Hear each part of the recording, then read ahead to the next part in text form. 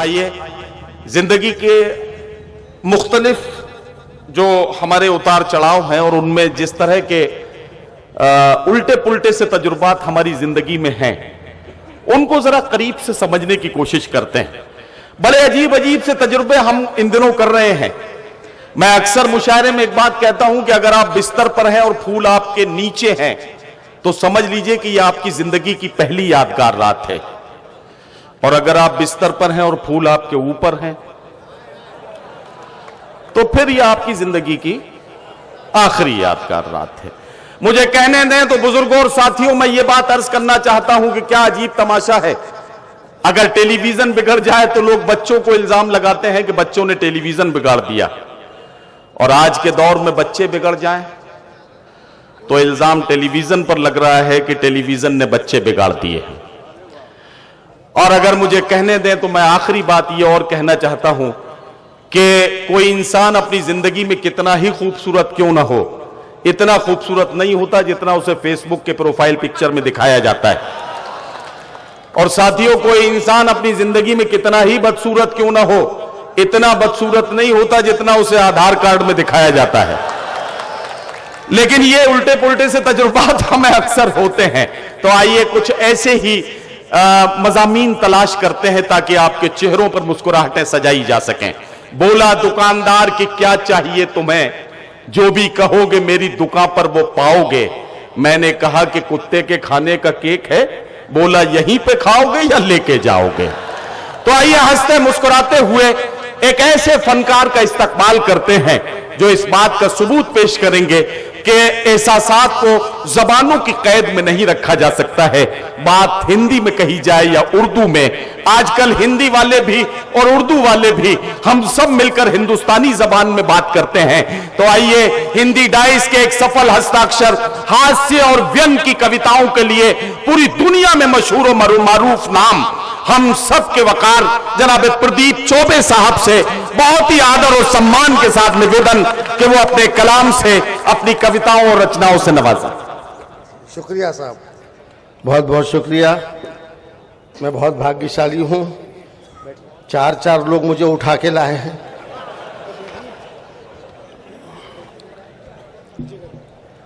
अब एक कुर्सी भी रख दीजिएगा। अभी थोड़ी देर में अपने को माइक पे जिंदा देखना चाहता हूं। शुक्रिया साहब। सताता है क्या क्या मुझे दर्द घुटना। वाह, क्या कहना था। बहुत शानदार जिंदा महफिल है। कुछ बातें अपने बारे में मैं आपको सच्ची और अच्छी और असली बताऊंगा, लेकिन थोड़ा वक्त दीजिएगा जी। एक शेर मैंने अपने लिए कहा है कि सताता है क्या क्या मुझे दर्द घुटना, जो एक बार बैठूं तो मुश्किल है उठना। अरे वाह वाह वाह वाह वाह वाह, क्या कहना दादा, वाह वाह वाह। 70 साल का 71 साल का हो रहा हूं, उठने में देर लगती है, हालांकि अब उठने में देर नहीं रह गई है। वाह वाह वाह वाह। मेरी बातें थोड़ी तिरछी होती हैं। 70 साल का हूँ, हास्य रंग का कवि हूँ। हास्य रंग के कवि का दिमाग जरा खोपड़ी की उम्र में आके खराब हो जाती है। बुढ़ापे ने कुछ ऐसे पांव फैलाए हैं यारो, बुढ़ापे ने कुछ ऐसे पांव फैलाए हैं यारो। ये भी शेर मेरा है, पहला वाला भी मेरा ही था। मैं शेर व शायरी गज़लें भी कहता हूँ, लेकिन हास्य रंग के लिए कवि सम्मेलनों में बदनाम हूँ तो वही सुनाता हूँ, लेकिन ये शेर भी मैंने अपने लिए कहा है जी। कैसे कोई बात कही जा सकती है। बुढ़ापे ने कुछ ऐसे पांव फैलाए हैं ऐ यारो, न मैं बिस्तर से उठता हूँ न बिस्तर मुझसे उठता है। वाह वाह वाह वाह वाह वाह। ओहो, अरे वाह वाह वाह वाह वाह वाह वाह वाह। आपने हौसला अफजाई कर दी तो आपको सुनाऊंगा। हालांकि आप कोई मेरी बात का बुरा ना माने, हास्य रंग के कवि से कभी कोई बद्दुआ नहीं देता, कोई वो कभी किसी का अपमान नहीं करता। हिंदी में 2 शब्द हैं हजरात, एक उपहास और एक परिहास। जी। उपहास बुरी चीज है, किसी का मजाक उड़ाना उपहास माना जाता है। परिहास वो है कि लोगों को हंसाओ, बात ऐसी कहो कि सामने वाले के लिए कही जाए और वो हंस के कहे कि एक बार और। वाह वाह। बुढ़ापे ने कुछ ऐसे पांव फैलाए हैं ऐ यारो कि न मैं बिस्तर से उठता हूँ न बिस्तर मुझसे उठता है। मुशायरा था, शानदार मुशायरा था, खूब सारी गज़लें हुई, लंबी लंबी गज़लें हुई। मैं गज़लों का आशिक हूँ, लेकिन इतनी लंबी गज़लें कहने की ज़रूरत वैसे कायदे से है नहीं। आदमी शऊरदार हो तो एक छोटे से मतले में बहुत बड़ी बात कह सकता है। एक शायर का शेर में सुनाता हूँ आपको, बहुत छोटा सा बात जी, है। जी जी। इतनी छोटी बहर का आपने मतलब सुना ही नहीं होगा। एक लड़का था, एक लड़की थी। एक लड़का था, एक लड़की बस थी। इतनी है। अच्छा। नहीं, अभी आप मतलब पूरा सुनिए, बहर बता रहा हूं मैं तो जी और पूरा सुनाया मैं तो। अभी आप सानी का मजा लीजिए। जी जी। एक लड़का था, एक लड़की थी। एक लड़का था, एक लड़की थी, आगे अल्लाह की मर्जी थी। हालांकि ये शेर मेरा नहीं है, ये उर्दू के बहुत बड़े शायर जो अब नहीं हैं, मोहम्मद अलवी साहब का है। मोहम्मद अलवी साहब बहुत बड़े शायर थे, अहमदाबाद में रहते थे, संजीदा आदमी थे, लेकिन क्या फितरत पाई थी, क्या उनका स्वभाव था कि वो फ़कीर भी थे। इतना अच्छा मतलब ने सुनाया। मेरा काम इसी प्रकार से चल जाता है। थोड़ी देर में आपके बीच में रहूँगा। बहुत अच्छा मुशायरा हुआ और गोविंद गोयल साहब ने बड़ी मोहब्बत से मुझे यहाँ बुलाया। वो मेरे बड़े भाई शैल चतुर्वेदी को भी बहुत मोहब्बत करते थे और मुझको भी करते हैं, और बहुत ही शानदार आदमी हैं, जानदार आदमी हैं, ईमानदार आदमी हैं। कांग्रेस के ट्रेजरार हैं, कांग्रेस के ट्रेजरार हैं तो ईमानदार तो होना ही पड़ेगा। और साहब गोयल हैं तो ब्राह्मण को फांसा। जी। बोले आना पड़ेगा मुशायरे में, कवि सम्मेलन में। चौबे जी मैं कर रहा हूँ, आपके बड़े भाई मेरे दोस्त थे, आप भी मेरे दोस्त हैं, आना पड़ेगा। मैंने कहा ज़रूर आऊँगा भाई साहब, ज़रूर आऊँगा। तो मेरी हामी भरते ही ट्रेजरार हो गए। बोले पैसा कितना लोगे? मैं समझ गया कि ट्रेजरार बोल रहा है जी। और सस्ते में निपटाना चाहता है। मैं कहा पैसे की क्या बात है गोविंद जी? मैं कहा जो आप, फिर मैंने कहा कौन कौन आ रहा है भाई? बोले एक ही नाम दे दिया उन्हें, राहत इंदौरी। तबीयत खुश हो गई। मैं कहा जब राहत साहब आ रहे हैं तो मैं ज़रूर आऊँगा साहब। तो बोले पैसा कितना लोगे? मैं कहा राहत साहब को जो दे रहा हूँ उनसे 100 रुपये कम दे देना। मैं जानता हूँ और आप भी जानते हैं कि राहत साहब तो हजारों रुपए लेते हैं, कोई क्या लेगा जो वो लेते हैं। तो मैं अपने मुंह से क्यों कहता कि मेरे को इतने देना? मैंने भी दांव दे दिया। मैं कहा जो उनको दे रहे हैं उनसे 100 रुपए कम दे देना। तो हंस के बोले फिर तो आ जाओ, उनको हम 100 ही रुपए दे रहे हैं।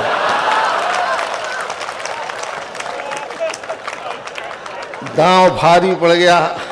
अब मैं आपके सामने हूं, मेरे बदन पे कपड़े हैं, यही गनीमत है। मैं थोड़ा बैठने की इजाजत चाहता हूं। जी। पास रखना चाहिए जैसे कि अपन प्रेमिका को रखते हैं, बीवी की तरह दूर नहीं रखना चाहिए, नहीं तो बात नहीं पहुंचती है। मैं एक सिरफिरा आदमी हूँ, आपकी मोहब्बतों का मैं शौकीन हूँ। मैं चाहता हूँ कि इतने लोगों को आपने मोहब्बतें दी हैं और बहुत अच्छा किया है। मैं आज बड़ा खुश हूँ। देखिए सारी ज़िंदगी कवि सम्मेलन किए राहत साहब, मैं बहुत भटकते रहे, सारे शोहरा हजरात भटकते हैं। आपको लगता है कि आसान काम है, लेकिन अपना घर बार छोड़ करके निकलते हैं। आपकी तालियां, आपकी दाद उनको बड़ा कर देती है और ज़िंदगी वैसी की वैसी हो जाती है जैसे ये हुई हुई हो रहा है। बहुत बाधाएं बहुत हैं कविता की राह में, लेकिन पूरा करना पड़ता है। लेकिन मैं घबराता नहीं हूँ साहब। और अन्य कवियों के पास में दिल है, मेरे पास में कलेजा है। तो मैं कुछ सुनाता हूँ आपको, कुछ अच्छा सुनाता हूँ। स्वागत है दादा। संत ने कहा, कहते हैं कि हास्य थेरेपी है, इलाज है, फेफड़े तंदुरुस्त रहते हैं, आदमी को जी भर के हंसना चाहिए। मेडिकल थेरेपी ये पूरी दुनिया कहती है कि हंसो हंसो ताकि फेफड़े मजबूत रहें। संत ने कहा, आपने सुना होगा, सब बैठे हैं यहाँ पर सुनने वाले समझने वाले, एक बड़ी पुरानी मसल है, मशहूर है कि जो हंसा उसका घर बसा। एक संत मुझ पे बड़े खुश हो गए, मुझ जैसे हकीर फकीर पे खुश हो गए। एक संत बोले, चौबे जी यार तुम खूब हंसाते हो, तुम एक दिन बड़े संत बनोगे। उस संत ने कहा, मैंने कहा नहीं साहब, ये मेरे लिए बद्दुआ होगी। बोले क्या मतलब? मैं कहा मैं संत नहीं बसंत होना चाहता हूँ। तो बोले क्या मतलब? मैं कहा देखिए संत तो एक दिन मर के ऊपर चला जाएगा, लेकिन वो केवल वसंत होगा जो बगीचे में आएगा, हर साल आएगा और हर साल जाएगा। मैं आदमी नहीं, मैं मौसम होना चाहता हूँ, मैं फरिश्ता नहीं होना चाहता हूँ। हम सब लोग मौसम हैं, आप तक आते हैं। तो किसी संत ने कहा, गोविंद जी, कि जो हंसा उसका घर बसा, लेकिन इस वसंत ने इसको थोड़ा आगे बढ़ाया कि जो हंसा उसका घर बसा। मैंने कहा कि जिसका घर एक बार बसा वो फिर कभी नहीं, वो जिंदगी में दोबारा कभी हंसा? वाह, खोपड़ी खराब है साहब हमारी, खोपड़ी खराब है। मेरी बात का बुरा नहीं मानेगा, मैं तो अपने आप को घसीटता हूँ, बहुत लपेटता हूँ, मैं क्या किसी पे तंज करूंगा। लेकिन क्या करें कि खोपड़ी ऐसी है, तंजो मिजा के शायर की खोपड़ी ऐसी हो जाती है। जो हंसा उसका घर बसा, जिसका घर एक बार बसा वो क्या हंसा। मैं बिल्कुल लंबी लंबी कविताएं नहीं सुनाता, बहुत शायर थे भैया, 17-18 से, मेरे को तो इतनी आदत नहीं है मैं बताऊं। लेकिन चली, बहुत अच्छी मोहब्बत थी, बहुत दिनों बाद मुशायरे में आया, क्या कहने, बड़ा शायरी का शौकीन हूँ, गज़लें समझता हूँ। लेकिन क्या होता है कि मैं अब तो मैं 71 साल का हुआ तो मैं लंबी कविताएं नहीं सुनाता हूँ साहब, छोटी छोटी कविताएं सुनाता हूँ मैं। छोटी कविताओं से अच्छा रहता है, आपको भी मुक्ति मिल जाती है और मुझको तो मिल ही जाती है। लंबी कविता सुनाना भी नहीं चाहिए, लंबी कविता सुनाने से एक्सीडेंट हो सकता है। एक कवि ने बहुत लंबी कविता सुना दी, सामने बैठा है कि VIP चल बसा। कविता इतनी लंबी थी कि वो लंबा ही हो गया, उस पर हत्या का मुकदमा चला। जज ने कहा कि तुम्हारी कविता से एक आदमी की हत्या हुई है, तुमको फांसी होने वाली है, कोई अंतिम इच्छा हो तो बताओ। कवि बोला कि साहब वही कविता मैं आपको सुनाना चाहता हूं। वाह वाह वाह। जज ने उसको बाइज्जत बरी कर दिया और खुद भी कोर्ट उठा के अपने घर चला गया। तो वो हाथ स्वयं के लोग जरा ऐसे ही हो जाते हैं। मैं बताता हूं, मैं कुछ बातें आपसे पहले कर लेना चाहता हूं एहतियातन, कि कुछ चीजें ऐसी हैं जो मुझे पसंद नहीं है। पूरे मुशायरे कविता में खूब जाता हूँ, कविता जिंदगी हो गई साहब। किसी जमाने में कविता होती थी और वाह वाह होती थी सब, लेकिन आजकल जरा कवियों की, और मैं तो देखा मुशायरों में भी बहुत ताली बजाओ ताली बजाओ। तमाम शायरात, तमाम शोरा हजरात और तमाम कवि ताली बहुत बजवाते हैं, जो मेरा स्वभाव नहीं है। मैं नहीं चाहता कि इस देश के लोग ताली बजाने वाले हो जाएं।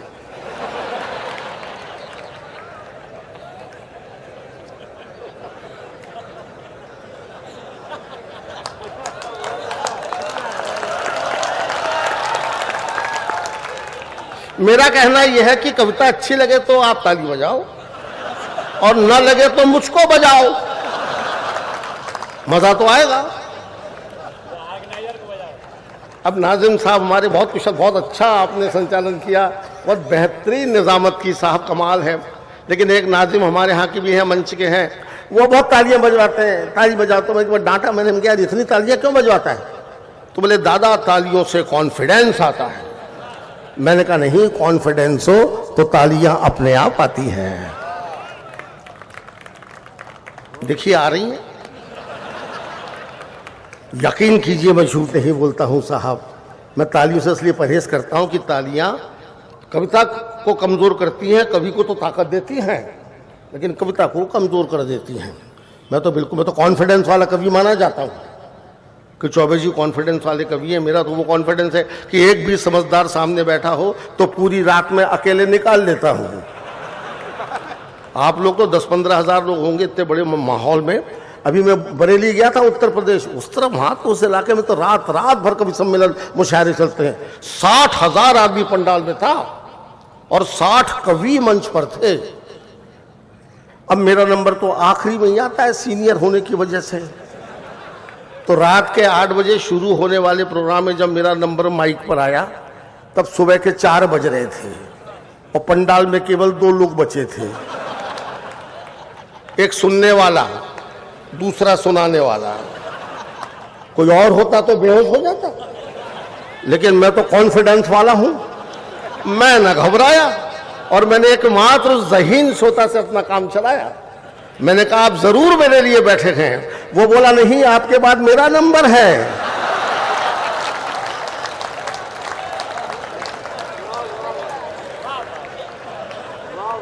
साहब, हर दुर्घटना मुझको एक मौका देके जाती है। कौन कहता है कि दुर्घटना केवल दुर्घटना होती है? दुर्घटना से ज्ञान भी मिलता है। मुझे भी ज्ञान मिला साहब, दुर्घटना से ज्ञान मिला। क्या मिला? उस दिन तक मुझे सिर्फ यही पता था कि डिक्शनरी में सिर्फ एक शब्द होता है, कॉन्फिडेंस। उस दिन पहली बार पता लगा कि एक और होता है, उसका नाम होता है ओवर कॉन्फिडेंस। हाँ भाई, खत्म करना जा रहा है यार साहब। मैं आपको विश्वास दिलाता हूं, मुझे आप बिल्कुल कोई ये इतने लोग उठाने आए, बड़े प्रेम से बुलाया, प्रदीप चौबे, कोई बड़ा कवि नहीं। मेरा तो एक ही फार्मूला है कि जो माइक पे खड़ा है उस वक्त वही सबसे बड़ा है। कोई भी है, इतने अच्छे अच्छे शेर हुए, क्या कहने, बहुत मजे आ गए। लेकिन मैं क्या करूं कि मुझको वो दिखता है जो आप लोगों को नहीं दिखता, इसलिए मेरी बात जरा अजीब व गरीब हो जाती है। एक अजीब बात मैं आपको सुनाता हूं। बात हल्की फुल्की तो होगी, हल्की कभी नहीं करता मैं, लेकिन आपको लगेगा पता नहीं क्या कह रहा है। जैसे माँ का दूध, सब जानते हैं माँ का दूध क्या होता है, बहुत पौष्टिक होता है। माँ के दूध की बड़ी महिमा है। माँ का दूध बड़ा बलवर्धक होता है, बहुत मजबूत होता है। बच्चों को 4 साल तक माँ का दूध पिलाना चाहिए ताकि वो आपकी औलाद फौलाद हो सके। माँ का दूध इतना पॉपुलर हो चुका है गोविंद जी कि कहावतों तक में आ गया, बेटा माँ का दूध पिया है तो आजा मैदान में। वो माँ के दूध की महिमा है मुझे भाई। लेकिन एक बात मैं आपसे पूछता हूं कि कभी आपने कभी बाप का दूध सुना क्या? आप कहेंगे क्या बेवकूफी की बात। नहीं, मैंने बाप का दूध सुना बल्कि देखा।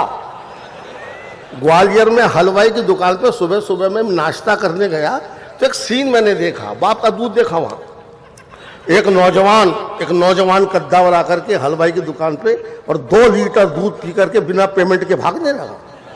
हलवाई ने पकड़ के 4 जूते दिए, तेरे बाप का दूध है।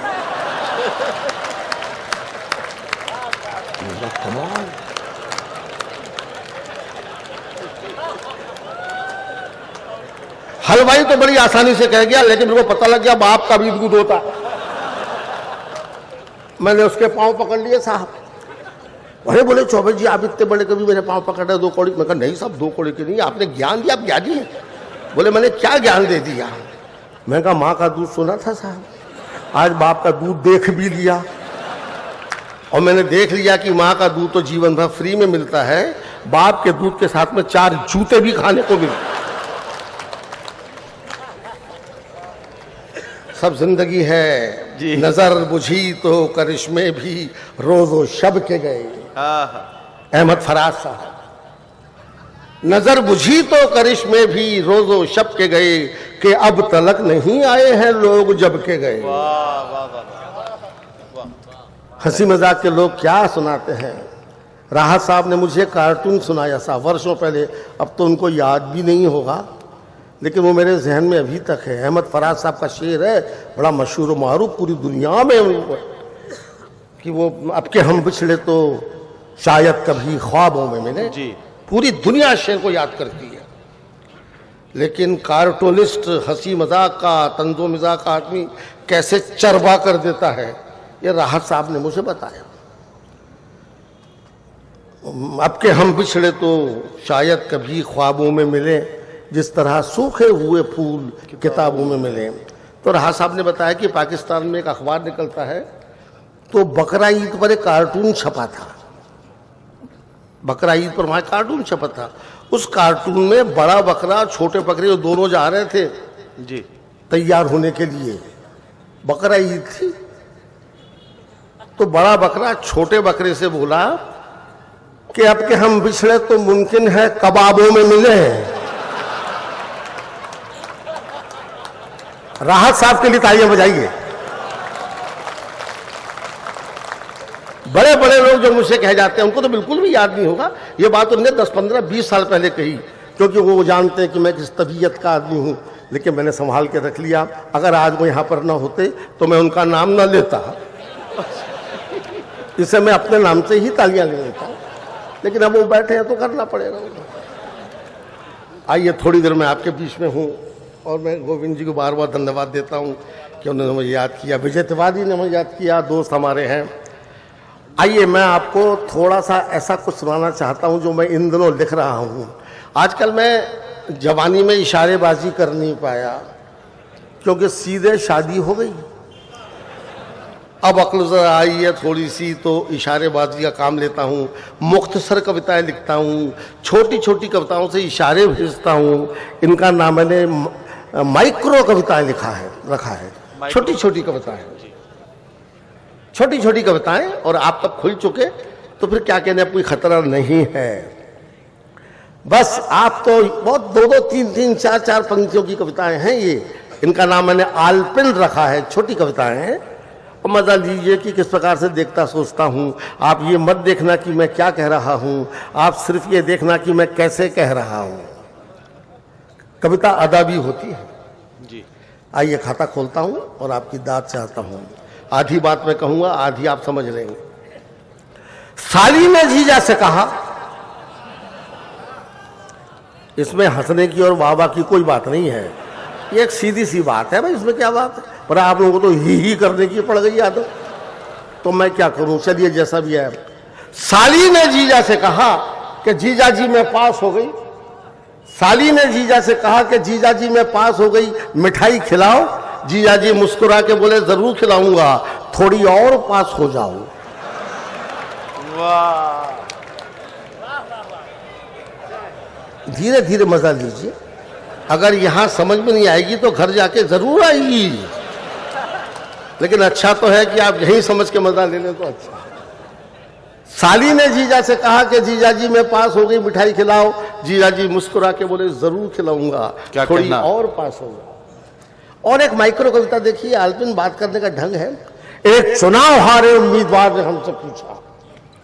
हमारे ग्वालियर के बहुत नामी नेता हैं और हर बार उनका कॉन्फिडेंस था कि चुनाव जीत जाते थे। एक बार दुर्भाग्य से वो चुनाव हार गए, क्योंकि जनता को अकल आ गई,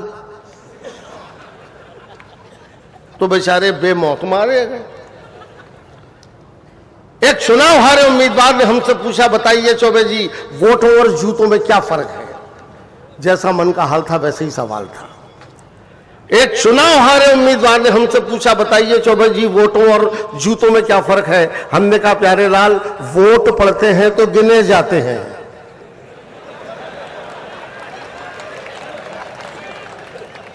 बस इतना इतना है, बाद में कुछ लंबी कविता भी सुनाऊंगा, लेकिन अभी मैं आपकी खिड़कियां खोल रहा हूं, बाद में आपके दरवाजे भी खोल दूंगा। एक चुनाव हारे उम्मीदवार ने हमसे पूछा, बताइए चौबे जी, वोट और जूतों में क्या फर्क है। हमने कहा, प्यारे लाल, वोट पड़ते हैं तो गिने जाते हैं। मैंने अपने मित्र शहाबुद्दीन से पूछा, यार बकरा ईद कब है। मैंने अपने मित्र शहाबुद्दीन से पूछा, यार बकरा ईद कब है। वो बोला, जिस दिन आ जाओ। वाह, अरे वाह। हालांकि वो कहना चाहता था कि हम दोनों दोस्त हैं यार, तारीख वारी की क्या जरूरत है, जिस दिन आएगा मना लेंगे। तो मेरे को डर लगा कि मुझसे नहीं मना ले कहीं। हमने अपने मित्र शहाबुद्दीन से पूछा, यार बकरा ईद कब है। वो बोला, जिस दिन आ जाओ, जिस दिन आ जाओ। और थोड़ा मेरे साथ में थोड़ा गहराई में उतरिए, असली गहराई में उतरने से ही मोती मिलता है। तो मैं चाहता हूं कि आप मेरे मोतियों को पकड़ने की कोशिश करें, शायद कोई बात समझ में आई। मैं तो अपने ढंग से कहता हूं, समझना आप पर है, मजा आपको आएगा ही आएगा। एक किताब में एक सुंदर औरत की तारीफ पढ़ रहा था, मजे लीजिए, मजे लीजिए। एक किताब में एक सुंदर औरत की तारीफ पढ़ रहा था। क्या सुंदरता थी, 15 मिनट तक मैं ही हंसता रहा। सुंदरता भी हंसा सकती है अगर वो हिंदुस्तान की हो। मजा लीजिए, किताब में लिखा हुआ था कि उस सुंदर औरत की दाईं आंख इतनी सुंदर थी कि बाईं आंख लगातार दाईं को देखती रहती थी।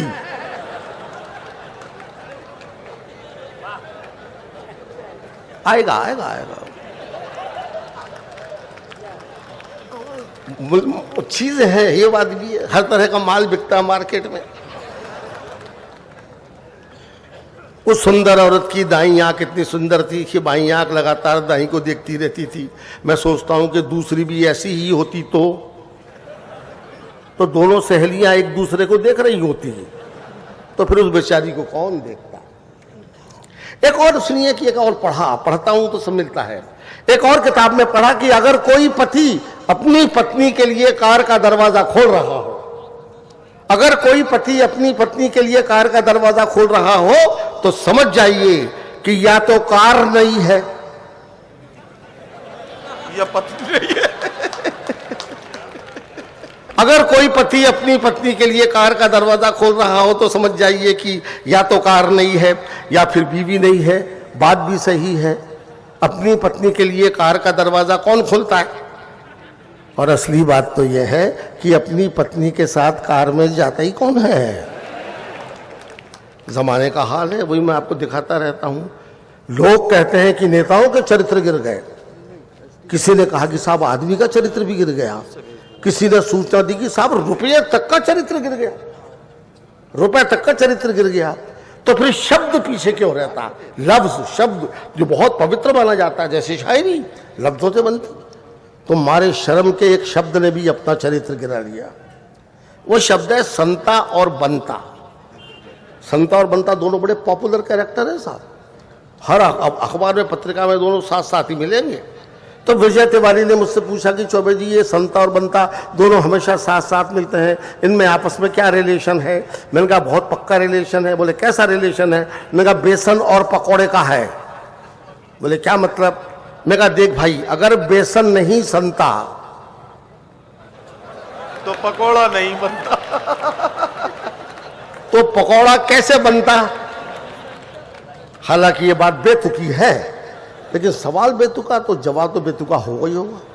अगर बेसन नहीं सनता तो पकौड़ा कैसे बनता? ये तो बात बहुत आसानी से हो गई, साधारण सी हो गई। संता बनता क्या कैरेक्टर है? मैं आपको एक ऐसे शब्द से मिलवाता हूं, एक ऐसे लफ्ज से मिलवाता हूं जो कतई पवित्र है, महत्वपूर्ण है। उस तक ने मारे शर्म के अपना कैरेक्टर बदल लिया। वो शब्द है भाई, ब्रदर, बिरादर, भाई। मैं ग्वालियर में रेलवे स्टेशन पर खड़ा था तो एक सीन मैंने देखा। 50 मीटर की दूरी पर प्लेटफॉर्म पर एक नौजवान लड़का और एक नौजवान लड़की, दोनों क्लासमेट होंगे, किसी कॉलेज के दोस्त होंगे, दोनों आपस में नई पीढ़ी के बिंदास मजे ले रहे, खूब हंस के बोल रहे, किलोल कर रहे। हालांकि उनकी आवाज़ तो मुझ तक नहीं आ रही थी क्योंकि 50 मीटर दूर थे, लेकिन उनकी अदाएं देख के मैं खुश था कि चलो नई पीढ़ी खुश है, नई पीढ़ी। मैं खुश था, लेकिन मेरी बगल में दो बुढ़े खड़े हुए थे, वो दोनों उनकी अदाओं से बड़े कुंठित थे। एक बुढ़ा दूसरे बुढ़े से बोला, क्या वो लड़का उस लड़की का भाई है? असल में वो ये चाहता था कि वो भाई ही निकले। बूढ़ों से नौजवानों का सुख नहीं देखा जाता। तो मैं समझ रहा था दोनों की साइकोलॉजी। तो पहले बुढ़े ने दूसरे बुढ़े से कहा कि क्या वो लड़का उस लड़की का भाई है? तो दूसरा बोला नहीं, वो लड़की उस लड़के को भाई है। वाह। आंखें खोल के, कान खोल के रखिए, आंखें खोल के रखिए।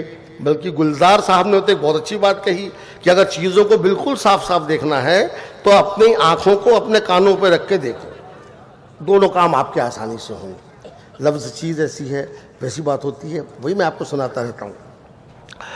हम क्या करें साहब? अच्छा कोई बात नहीं, हाँ अभी जाता हूं, अभी जाता हूं। ठीक है, कोई बात नहीं, ये पता नहीं चल रहा आप क्या करें। कोई बात नहीं, एक आदमी बोल दे बस। कोई बात नहीं भाई, जरा सा रुक जाइए, बस ये आखिरी कविताएं हैं। थोड़ा सा है, बहुत थोड़ा, मैं तो बहुत थोड़ी देर तो मैं बैठ गया हूं, इसलिए इतनी देर टिका भी हूं। हाँ, बड़ा मुसीबत में रहता हूं। लोग बाग मेरी औकात, मेरी हैसियत को औकात बनाते हैं साहब। कोई मुझसे सीरियसली बात नहीं करता। एक जमाने में मैं बहुत मोटा था और मैंने अपने घर में कुत्ते भी मोटे पाल रखे थे, जंगल में रहता था।